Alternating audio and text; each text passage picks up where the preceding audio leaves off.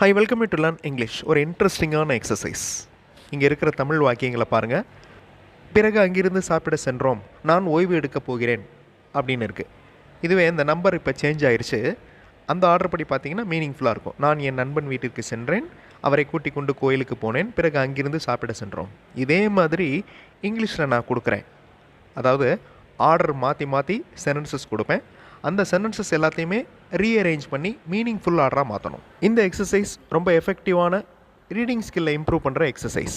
So ஒவ்வொரு சென்டென்ஸுடைய மீனிங்கை நீங்கள் வாசிக்கிறப்பவே கண்டுபிடிச்சிட்டிங்கன்னா கரெக்டான ஆர்டர் தெரிஞ்சிடும். I welcome you to the channel சென்டாக்ஸ். Spoken English videos, English grammar explanation வீடியோஸ்ன்னு அந்த சேனல் அப்லோட் பண்ணியிருக்கேன். ப்ராக்டிஸ் பண்ணிட்டே இருங்க, ஷேராக டெவலப்மெண்ட் இருக்கும். வீடியோ பாஸ் பண்ணிவிட்டு இங்கே இருக்கிற வாக்கியங்களை ரீட் பண்ணுங்கள். ரீட் பண்ணுறப்பவே உங்களுக்கு அந்த ஆர்டர் தெரிஞ்சிடும். மீனிங்ஃபுல்லாக எந்த சென்டென்ஸ் ஃபர்ஸ்ட் வரும், எந்த சென்டென்ஸ் செகண்ட் வரும் அப்படிங்கிறத கண்டுபிடிங்க. ஆன்சர் ஃபியூ செகண்ட்ஸில் டிஸ்பிளே ஆகும். த போலீஸ் அரைவ்ட், போலீஸ் வந்தனர். இது first sentence. They checked all vehicles.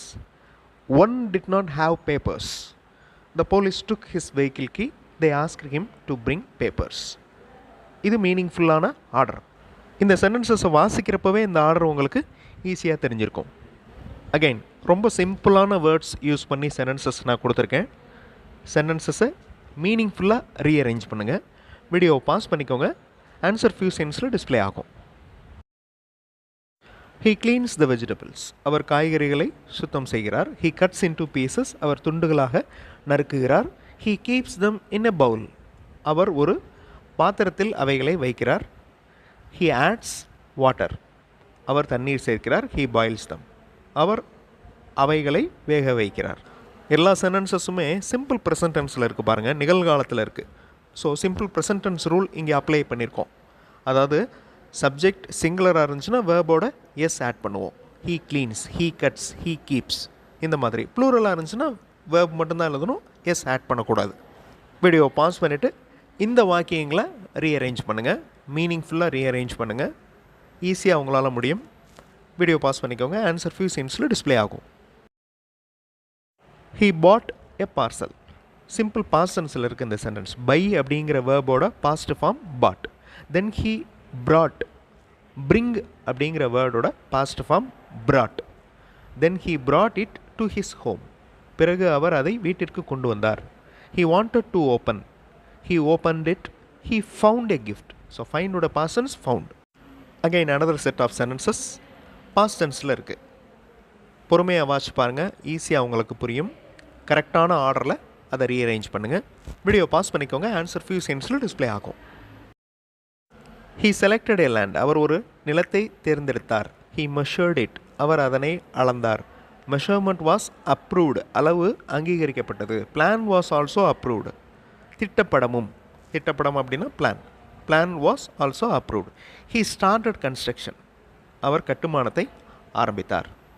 English model sentences இருக்கிற வீடியோஸ் இன்னொரு சேனல் சென்டாக்ஸ் ப்ளஸில் அப்லோட் பண்ணியிருக்கேன். அந்த சென்டென்சஸ் பார்த்து அதே மாதிரி நீங்கள் உங்களுடைய ஓன் சென்டென்சஸ் ஃப்ரேம் பண்ணி ப்ராக்டிஸ் பண்ணலாம். ரொம்ப யூஸ்ஃபுல்லாக இருக்கும். அந்த சேனல் வீடியோஸும் பாருங்கள். நவ் வீடியோ பாஸ் பண்ணிவிட்டு இந்த வாக்கியங்களை ரீஅரேஞ்ச் பண்ணுங்கள். மீனிங்ஃபுல்லாக ரீஅரேஞ்ச் பண்ணுங்கள்.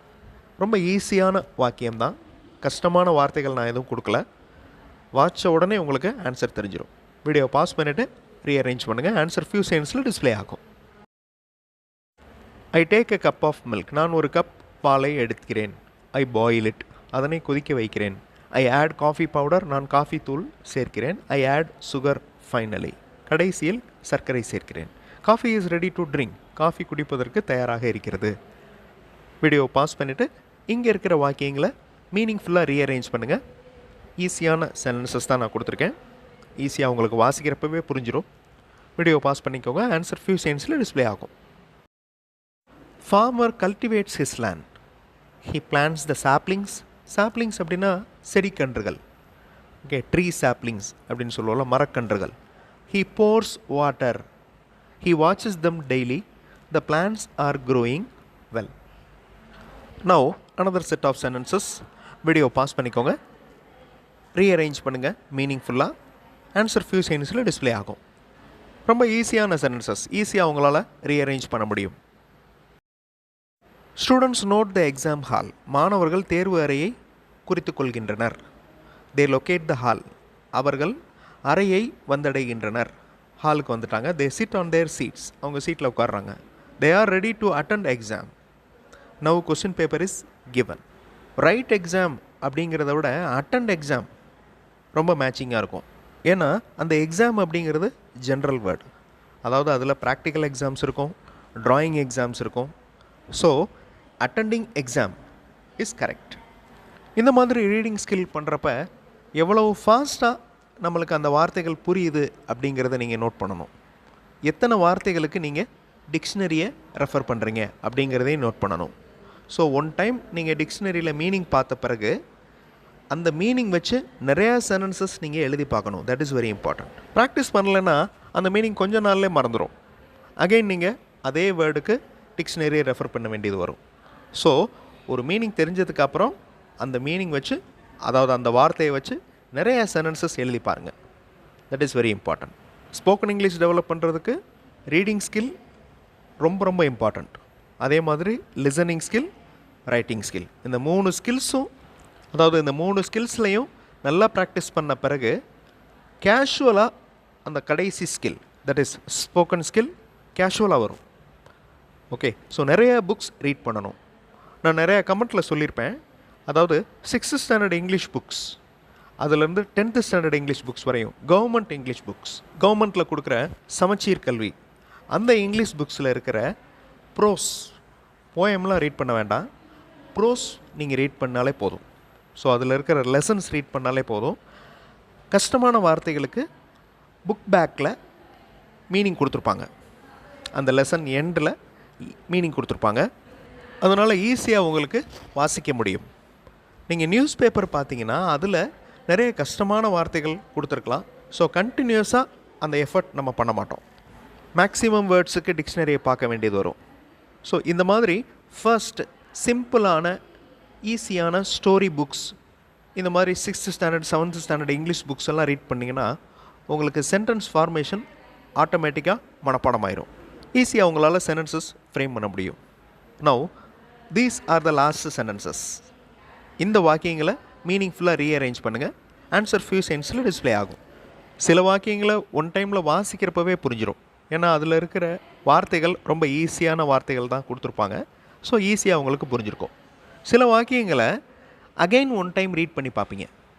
ஸோ அந்த மாதிரி ப்ராக்டிஸ் பண்ணுறப்ப அந்த வேர்ட்ஸ், அந்த சென்டென்ஸ் ஸ்ட்ரக்சர் நல்லா ஃபெமிலியர் ஆகும்.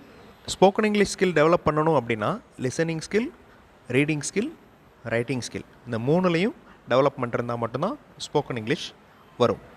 அடுத்த வீடியோவில் இன்னொரு இன்ட்ரெஸ்டிங்கான கிராமர் எக்ஸ்ப்ளனேஷன், இன்ட்ரெஸ்டிங்கான கிராமர் எக்ஸசைஸோடு பார்க்கலாம். தேங்க்ஸ் ஃபார் வாட்சிங் and thanks for your valuable comments.